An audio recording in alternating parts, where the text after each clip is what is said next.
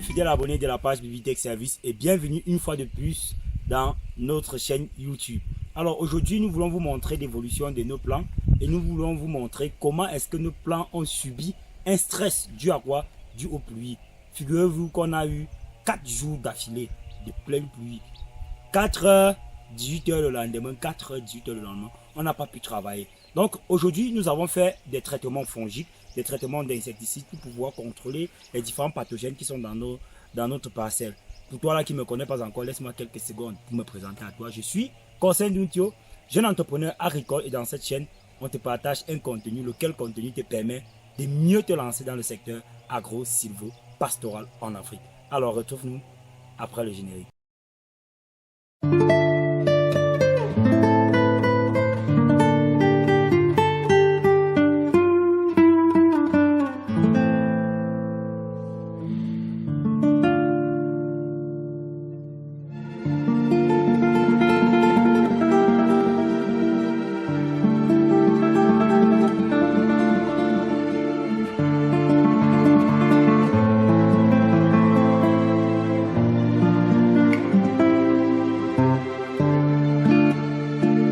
La dernière fois, nous vous avons montré comment est-ce qu'on était en train de faire les différents traitements et les différentes maladies, autant pour moi, qui se trouvaient dans notre parcelle. Alors aujourd'hui, il est d'abord question pour nous de vous montrer comment nous avons pu combattre ces différents pathogènes et également de vous montrer l'évolution même de nos plants et pourquoi à ce stade, il faut faire telle ou telle chose. J'étais en entame en train de vous dire que les pluies ont fait en sorte que nous avons véritablement eu, je vais dire ça comment, un stress au niveau de nos plantes. Vous pouvez constater par exemple ici comment les pluies avec le vent, ils ont cassé les plants. Donc les plants sont couchés.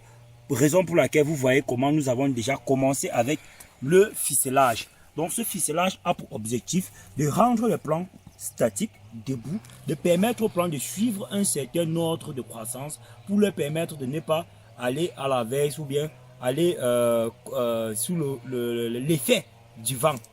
Alors, j'étais en train de dire, suis-moi, que la dernière fois, on avait le mildiou dans la parcelle. Alors, ce mildiou-là, je vous ai expliqué dans les vidéos précédentes comment nous avons procédé pour détruire le mildiou. Et il est question de vous montrer exactement comment le mildiou a rebroussé chemin. Disons même pas rebroussé chemin. Il a complètement, le champignon Phytophthora infestant, il a complètement perdu la vie. Parce que le gars a compris que vraiment, il avait affaire aux professionnels. Donc, essayez de filmer ici. Donc, la dernière fois dans les vidéos précédentes, je vous ai montré comment le mildiou était en train de consommer complètement notre plante. Donc, vous pouvez voir comment il y a eu efficacité au niveau des traitements et ça a brûlé complètement la tige. Donc, au niveau des feuilles, cette feuille-là, la dernière fois, il y avait le mildiou qui était en train de nécroser ou bien qui avait créé une nécrose sombre, une pourriture sombre ici. Et vous pouvez voir comment il a foutu le camp. La dernière fois, je vous ai montré comment on pouvait identifier le mildiou et identifier que le mildiou est encore vivant.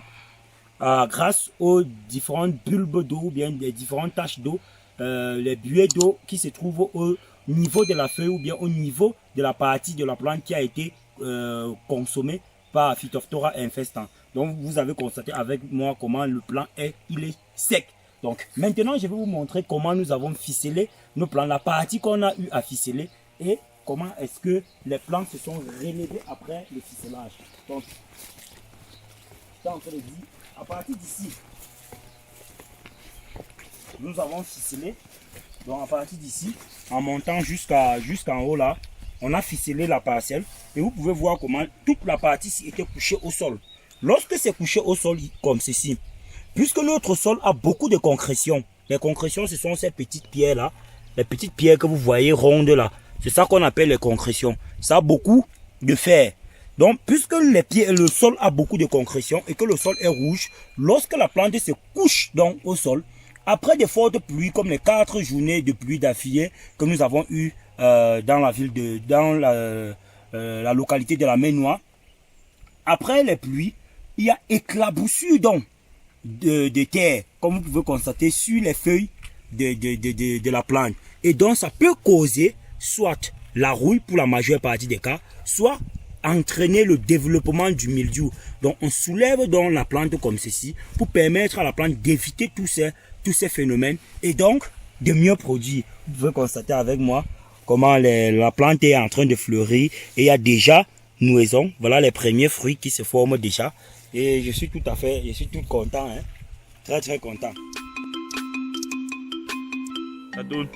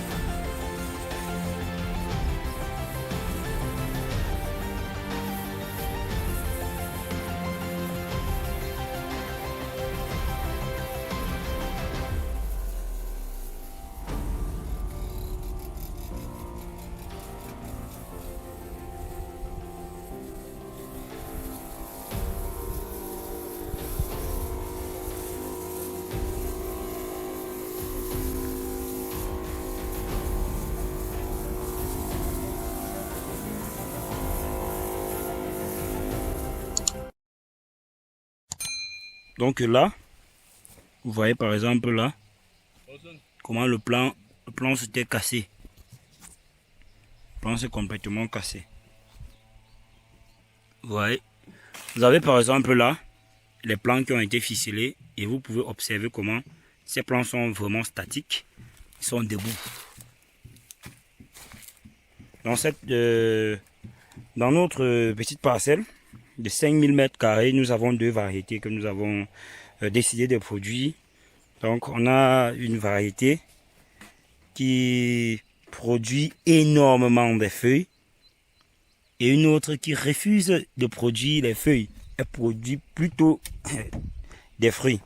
Donc nous avons testé plusieurs formulations de fertilisants ici pour pouvoir voir laquelle on peut facilement conseiller à un producteur. Donc là, la dernière fois, j'étais en train d'expliquer comment les nématodes étaient en train de bouffer ce plant. Donc vous pouvez voir comment il est complètement mort, quoi. Bon, ça, ce sont des plants qu'on a ficelés. Vous voyez, on a ficelé. Et là c'est l'effet des pluies et des grands vents. Vous pouvez observer là, on n'a pas encore ficelé. Donc ça demande vraiment du ficelage pour pouvoir les lever. Parce qu'il faut le dire, les variétés que nous utilisons ici sont des variétés à croissance indéterminée. Toutes les variétés sont des variétés à croissance indéterminée. Donc les deux variétés que nous avons utilisées ici sont des variétés à croissance indéterminée. Donc là, vous avez toute notre parcelle prise dans son ensemble. Vous pouvez observer avec moi comment les premières grappes de fleurs sont déjà en train d'éclater. Et si on essaye de compter tous ensemble, on a 1, 2, 3, 4, 5, 6, 7, 8, 9, 10, 11, 12, 13, 14 fleurs. 14 fleurs qui éclatent déjà avec uniquement 2 grappes. Donc la dernière fois, nous avons fait un traitement et nous avons montré comment, n'est-ce pas, nous avons choisi certains biostimulants pour pouvoir permettre à la plante de garder non seulement ses fleurs, mais aussi d'éviter certaines pourritures ou bien de perdre même aussi certains de ses fruits. Donc ici, nous n'avons pas encore mis les tuteurs ni le ficelage. C'est c'est pour demain. Là, vous pouvez observer comment on a fait les traitements. Et la bouillie a déjà séché à cause du fixateur que nous utilisons. On utilise un fixateur vraiment puissant qui nous permet, n'est-ce pas, d'éviter certaines maladies. Donc, je vais vous montrer comment la rouille, comme j'étais en train d'expliquer là-bas, et ce n'était pas très observé, comment la rouille est en train de vraiment dévaster ou bien de nous mettre au gardez-vous. Gardez-vous ici, là. Donc, on va un peu monter.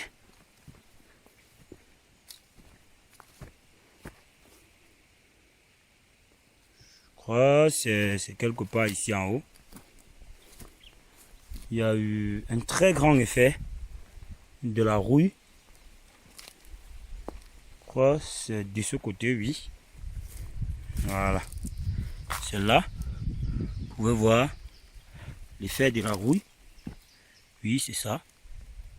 Donc, il faut utiliser des fongicides riches en cuivre pour pouvoir résoudre, n'est-ce pas, ce problème. Donc, je vais également vous montrer comment il y a un petit foyer de mildiou ici, dont j'ai constaté aujourd'hui. Parce qu'il faut le dire, chaque jour, lorsque nous arrivons dans la parcelle, la première chose que nous faisons, c'est nous nous baladons complètement dans la parcelle pour essayer d'observer, de repérer les différents foyers de mildiou. C'est difficile, mais on le fait chaque jour quand on arrive dans la parcelle. Et lorsqu'on constate qu'il y a des foyers de maladies assez avancées, on fait une bouillie propice pour cela et on l'applique directement. Donc, je vous montre là un très grand foyer de mildiou. Donc, vous pouvez observer, la dernière fois, je vous ai montré comment on peut repérer. Donc, là, vous avez le mildiou. On a déjà appliqué le traitement. Donc, c'est pour ça que vous voyez comment il est en train de sécher. Donc, vous avez à l'intérieur là, mon doigt en train de toucher le mildiou. Et là, sur la tige, vous avez toujours ce champignon Phytophthora infestant qui est en train de faire ses œuvres, quoi. Donc, c'est toujours lui là. Donc, arrivé ici, j'ai dû changer complètement la bouillie qu'on était en train d'utiliser. Faire une autre qui est propice pour lui uniquement. Et j'ai appliqué ça dans cette zone. Parce qu'il faut le dire, ça allait jusqu'au niveau des piquets là. Et ça prenait presque avec un rayon de 5 mètres là. Donc un diamètre de 10 mètres. Ça véritablement, c'était en train de dévaster la parcelle. Donc j'ai traité parce qu'il faut le dire, si on voit comme ça et qu'on n'applique pas un bon traitement, vous pouvez faire 24 heures, vous arrivez là, vous ne remarquez pas votre parcelle parce que il y a des grands vents qui circulent ici. Il y a des pluies également. Et ce sont des facteurs vraiment dominants dans la dissémination du mildiou. Donc ici, vous pouvez voir comment ça, c'est une autre variété. Et je vais vous montrer un phénomène. Vous demandez d'éviter cela lorsque vous êtes en train de produire. Donc, vous avez là les eucalyptus. Et on a coutume de dire que l'eucalyptus exerce une dominance sur toute autre plante qui veut pousser, bien qui veut se développer dans le milieu où lui se trouve. Donc je vais vous expliquer, je vais vous démontrer cela à travers les plants que nous avons mis en dessous de notre eucalyptus. Donc observez vous-même les plants. Si on vous dit que ces plants ont le même âge que ceux observés de l'autre côté là, vous n'allez pas y croire. Il faut en regarder. On dirait qu'on a repiqué ceux-ci, ça fait juste 2 semaines. Donc il y a d'abord premièrement l'effet des grosses gouttelettes d'eau qui descendent après même la pluie au niveau des feuilles et un grand lessivage au niveau du sol. Donc pour que les plantes ici puissent se développer, je suis en train de mettre sur pied un petit protocole de 3 semaines. Nous allons l'appliquer ici pour essayer de voir si il peut permettre à ces plants-ci non seulement de se développer, mais des produits avec un rendement proche du rendement attendu. Donc observez vous-même les feuilles, c'est pas très beau à voir, quoi. C'est pas très beau. C'est pas très beau à voir. Donc vous voyez, étant donné que la surface foliaire est celle-là qui permet à la plante de photosynthétiser et de faire même ce phénomène d'appel d'eau. C'est en fonction de la surface foliaire que la plante tire le maximum d'éléments nutritifs dans le sol. Donc lorsque la surface foliaire elle est réduite à ce stade-là, la plante, vous convenez avec moi que la plante ne pourra normalement pas se développer comme il le faut. Donc observez vous-même cette parcelle. Donc je vais essayer de prendre une autre image. Donc je pars juste de façon parallèle. Vous allez voir comment le changement. Vous allez vous-même voir le changement. Vous voyez? Regardez le changement. Plus je m'éloigne de l'eucalyptus, plus il y a changement. Je m'éloigne encore. Je m'éloigne encore. Vous observez vous-même le changement. Observez. Donc plus on s'éloigne, plus il y a changement. Arrivé ici, c'est complètement différent. Complètement différent. Mais bon, faut le dire, on apprend chaque jour. C'est d'ailleurs la raison pour laquelle nous sommes sur le terrain. On apprend chaque jour et nos erreurs, on vous permet d'éviter de commettre ces erreurs-là, de mieux vous investir. Donc ça, c'est notre parcelle. Et je vous présente encore une fois de plus le lieu où nous faisons nos différentes bouillies. Donc, les gars sont là, en train de travailler.